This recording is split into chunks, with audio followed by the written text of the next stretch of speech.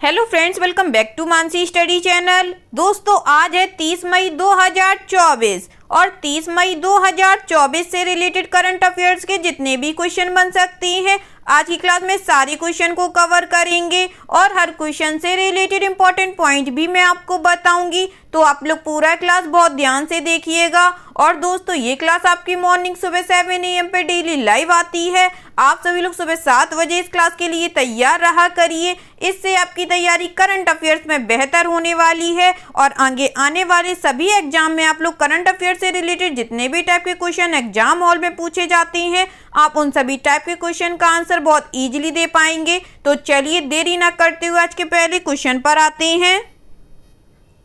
आज का पहला क्वेश्चन लिखा है, सार्वजनिक क्षेत्र की कंपनी गेल इंडिया लिमिटेड ने अपना पहला हरित हाइड्रोजन संयंत्र कहां स्थापित किया है? Where has the public sector company GAIL limited set up its first green hydrogen plant? First option है उत्तर प्रदेश, सेकेंड ऑप्शन है गुजरात, थर्ड ऑप्शन है राजस्थान, फोर्थ ऑप्शन है मध्य प्रदेश।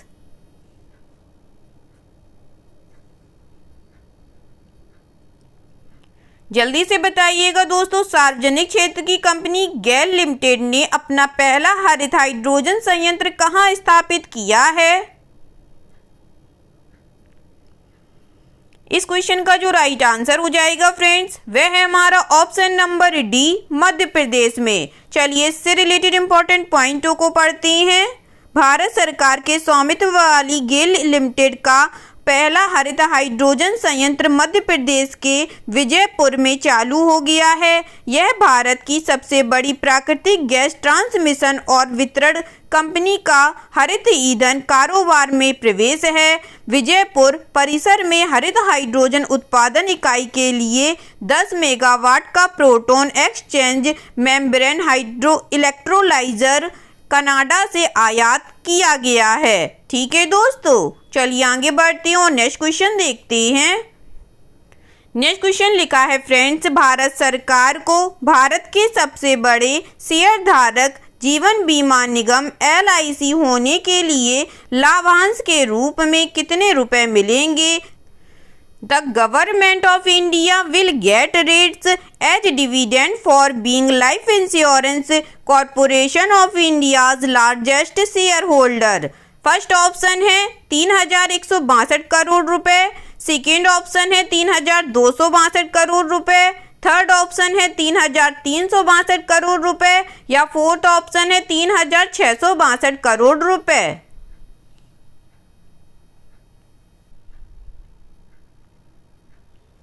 बताइएगा फ्रेंड्स, इस क्वेश्चन का राइट आंसर क्या हो जाएगा? इस क्वेश्चन का जो राइट आंसर हो जाएगा फ्रेंड्स, वह है हमारा ऑप्शन नंबर डी, 3,662 करोड़ रुपए। चलिए इससे रिलेटेड इंपॉर्टेंट पॉइंटों को पढ़ते हैं।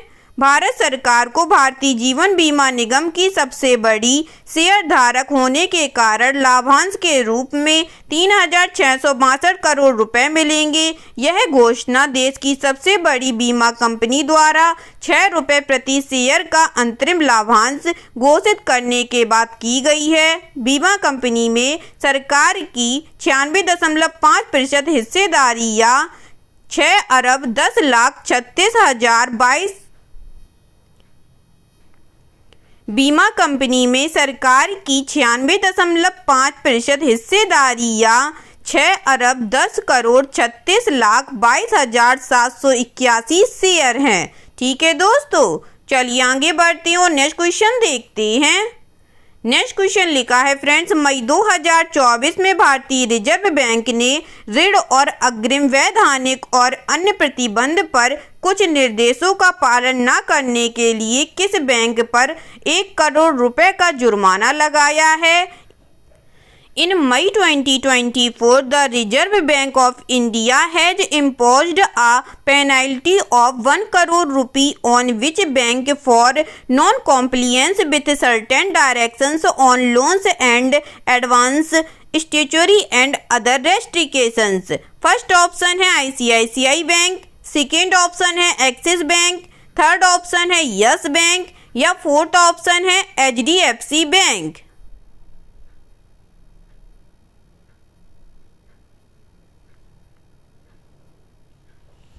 जल्दी से बताइएगा दोस्तों इस क्वेश्चन का राइट आंसर क्या हो जाएगा।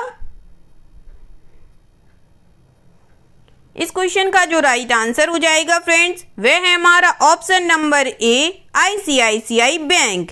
चलिए इससे रिलेटेड इंपॉर्टेंट पॉइंटों को पढ़ते हैं। भारतीय रिजर्व बैंक ने ऋण और अग्रिम वैधानिक और अन्य प्रतिबंध पर कुछ निर्देशों का पालन न करने के लिए आईसीआईसीआई बैंक पर 1 करोड़ रुपए का जुर्माना लगाया है। वित्त वर्ष 22 के लिए बैंक के वैधानिक निरीक्षण से पता चला है कि बैंक ने कुछ परियोजनाओं के लिए परिकल्पित बजटीय संसाधनों के बदले या उनके स्थान पर कुछ संस्थाओं को सावधि ऋण स्वीकृत किए थे और परियोजनाओं की व्यवहार्यता और बैंकिंग योग्यता पर उचित परिश्रम किए बिना यह सुनिश्चित किया था कि परियोजनाओं से प्राप्त राजस्व धाराएं ऋण सेवा दायित्वों का ध्यान रखने के लिए पर्याप्त थीं। ठीक है दोस्तों, चलिए आगे बढ़ते हैं और नेक्स्ट क्वेश्चन देखते हैं। नेक्स्ट क्वेश्चन लिखा है फ्रेंड्स, वैश्विक निवेश बैंक गोल्डमैन सैक्स ने कैलेंडर वर्ष 2024 के लिए भारत की जीडीपी वृद्धि का अनुमान कितने प्रतिशत तक बढ़ा दिया है। Global investment bank Goldman Sachs has raised India's GDP growth forecast to how much % for calendar year 2024। First option है 6.5%, सेकेंड ऑप्शन है 6.7%, थर्ड ऑप्शन है 6.9% या फोर्थ ऑप्शन है 7.3%।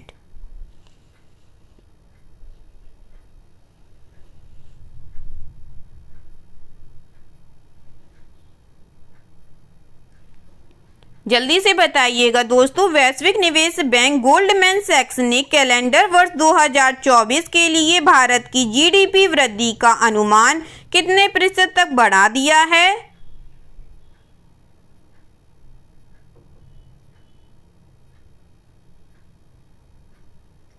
इस क्वेश्चन का जो राइट आंसर हो जाएगा फ्रेंड्स वह है हमारा ऑप्शन नंबर बी, 6.7%। चलिए इससे रिलेटेड इंपॉर्टेंट पॉइंटों को पढ़ते हैं। वैश्विक निवेश बैंक गोल्डमैन सैक्स ने कैलेंडर वर्ष 2024 के लिए भारत की जीडीपी वृद्धि का अनुमान बढ़ाकर 6.7% कर दिया है। बैंक द्वारा जारी नवीनतम आंकड़ों में कहा गया है कि उन्हें आरबीआई से भारी लाभांश हस्तांतरण के कारण अतिरिक्त राजकोषीय गुंजाइश के साथ सतत विकास गति की उम्मीद है। भारत में विकास की गति मजबूत बनी हुई है तथा अप्रैल-जून में मुख्य मुद्रास्फीति के न्यूनतम स्तर पर पहुंचने की उम्मीद है। ठीक है दोस्तों, चलिए आगे बढ़ते हैं और नेक्स्ट क्वेश्चन देखते हैं। नेक्स्ट क्वेश्चन लिखा है फ्रेंड्स, रक्षा अनुसंधान और विकास संगठन डीआरडीओ के अध्यक्ष डॉक्टर समीर वी कामत का कार्यकाल केंद्र द्वारा 1 और वर्ष के लिए बढ़ा दिया गया। डीआरडीओ की स्थापना किस वर्ष हुई थी। The tenure of Defense Research and Development Organization DRDO Chairman Dr. Sameer V. Kant was extended for another year by the center in which year DRDO was established. First option है 1949, second option है 1958, third option है 1954 या fourth option है 1969।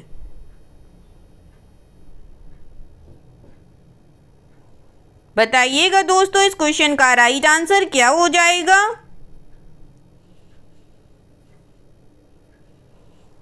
इस question का जो right answer हो जाएगा फ्रेंड्स वह है हमारा ऑप्शन नंबर बी, 1958। चलिए इससे रिलेटेड इंपॉर्टेंट पॉइंटों को पढ़ते हैं। रक्षा अनुसंधान एवं विकास संगठन के अध्यक्ष डॉक्टर समीर वी कामत का कार्यकाल केंद्र द्वारा 1 और वर्ष के लिए बढ़ा दिया गया। सरकारी आदेश के अनुसार डॉक्टर कामत 31 मई 2025 तक डीआरडीओ प्रमुख के रूप में अपने वर्तमान पद पर बने रहेंगे। उन्हें अगस्त 2022 में डीआरडीओ में सर्वोच्च पद पर नियुक्त किया गया था और 31 मई 2024 को सेवानिवृत्त होना था। ठीक है दोस्तों, चलिए आगे बढ़ते हैं और नेक्स्ट क्वेश्चन देखते हैं। नेक्स्ट क्वेश्चन लिखा है फ्रेंड्स, मई 2024 में टाटा कंसल्टेंसी सर्विसेज को बर्गन बैंक की कोर बैंकिंग तकनीकी को आधुनिक बनाने का सौदा मिला है। बर्गन बैंक में एक अग्रणी वाणिज्यिक बैंक है। In May 2024, Tata Consultancy Services has backed a deal to modernize the core banking technology of Bergen Bank. Bergen Bank is a leading commercial bank in first option है कुवैत, सेकेंड ऑप्शन है Qatar, third option है UAE या fourth option है Iran.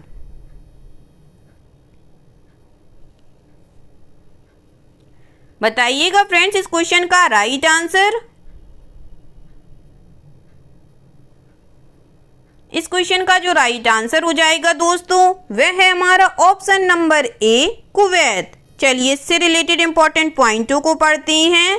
Tata consultancy services को Kuwait के अग्रणी वाणिज्यिक bank बर्गन bank की कोर बैंकिंग प्रौद्योगिकी के आधुनिकीकरण का सौदा मिला है।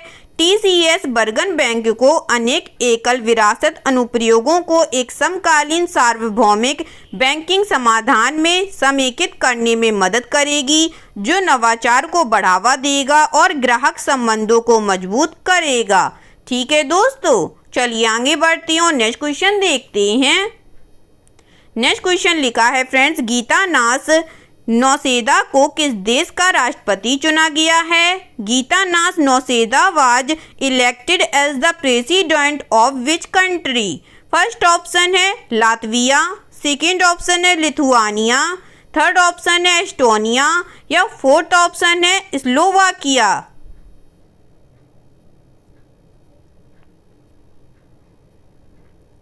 जल्दी से बताइएगा दोस्तों, गीतानास नौसेदा को किस देश का राष्ट्रपति चुना गया है? इस क्वेश्चन का जो राइट आंसर हो जाएगा फ्रेंड्स वह है हमारा ऑप्शन नंबर बी लिथुआनिया का। चलिए इससे रिलेटेड इंपॉर्टेंट पॉइंटों को पढ़ते हैं। लिथुआनिया के राष्ट्रपति गीतानास नौसेदा ने प्रधानमंत्री इंग्रिडा सिमोनेट के खिलाफ लगभग 75% वोट हासिल कर पुनः चुनाव जीत लिया है। यह सिमोनीटे पर दूसरी राष्ट्रपति जीत है। इससे पहले उन्होंने 2019 में उन्हें 66% वोटों से हराया था। लिथुआनिया यूरोप के बाल्टिक क्षेत्र में एक देश है। ठीक है दोस्तों, चलिए आगे बढ़ते हैं और नेक्स्ट क्वेश्चन देखते हैं। नेक्स्ट क्वेश्चन लिखा है फ्रेंड्स, किस देश ने 4G और 5G बुनियादी ढांचे के निर्माण के लिए रिलायंस जियो की सहायक कंपनी टेक महिंद्रा और अन्य विक्रेताओं के साथ समझौते पर हस्ताक्षर किए हैं? Which country has signed deals with a Reliance Jio subsidiary Tech Mahindra and other ventures to build 4G and 5G infrastructure? First option है श्रीलंका, सेकेंड ऑप्शन है घाना, थर्ड ऑप्शन है सूडान, फोर्थ ऑप्शन है जिम्बाब्वे।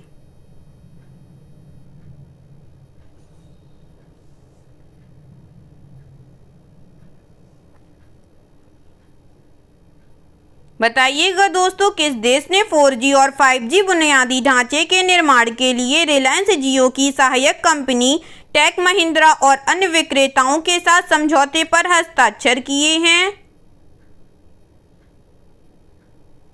इस क्वेश्चन का जो राइट आंसर हो जाएगा friends वह है हमारा ऑप्शन नंबर बी घाना। चलिए इससे रिलेटेड इंपॉर्टेंट पॉइंटों को पढ़ते हैं। घाना ने 4G और 5G बुनियादी ढांचे के निर्माण के लिए रिलायंस जियो की सहायक कंपनी टेक महिंद्रा और अन्य विक्रेताओं के साथ समझौते पर हस्ताक्षर किए हैं, क्योंकि अफ्रीकी देश का लक्ष्य अपनी दूरसंचार क्षमताओं को बढ़ाना है। घाना की राज्य समर्थित नेवेस्ट जेन इंफ्रास्ट्रक्चर कंपनी ने सस्ती 5G मोबाइल ब्रॉडबैंड सेवाएं प्रदान करने के लिए आवश्यक बुनियादी ढांचे के निर्माण हेतु जियो की शाखा रेडिसिस टेक महिंद्रा और नोकिया के साथ साझेदारी की है। ठीक है दोस्तों, चलिए आगे बढ़ते हैं और नेक्स्ट क्वेश्चन देखते हैं। नेक्स्ट क्वेश्चन लिखा है फ्रेंड्स, किस कंपनी को the Economic Times HR world future ready organisation award 2024-25 से सम्मानित किया गया है? Which company has been honoured with the Economic Times HR world future ready organisation award 2024 to 2025? First option है रिन्यू पावर, सेकेंड ऑप्शन है NHPC, third option है JSW energy या fourth option है NTPC लिमिटेड।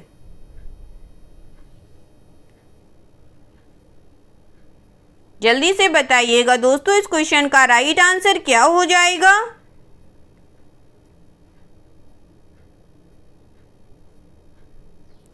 इस question का जो right answer हो जाएगा फ्रेंड्स, वह है हमारा ऑप्शन नंबर बी NHPC। चलिए इससे रिलेटेड इंपॉर्टेंट पॉइंटों को पढ़ते हैं। भारत की प्रमुख जल विद्युत कंपनी NHPC को प्रतिष्ठित the Economic Times HR world future ready organisation award 2024-25 से सम्मानित किया गया है। यह पुरस्कार NHPC के निर्देशक उत्तम लाल, कार्यकारी निर्देशक मानव संसाधन लुकास गुरिया और NHPC अधिकारियों की एक टीम ने मुंबई में आयोजित पुरस्कार समारोह में प्राप्त किया। ठीक है दोस्तों, चलिए आगे बढ़ते हैं और नेक्स्ट क्वेश्चन देखते हैं। नेक्स्ट क्वेश्चन लिखा है फ्रेंड्स, विश्व भूख दिवस हर साल किस दिन मनाया जाता है? World hunger day is observed every year on which day?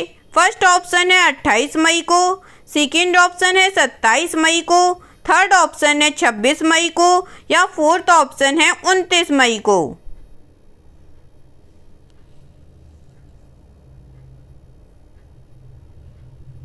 जल्दी से बताइएगा दोस्तों, विश्व भूख दिवस हर साल किस दिन मनाया जाता है?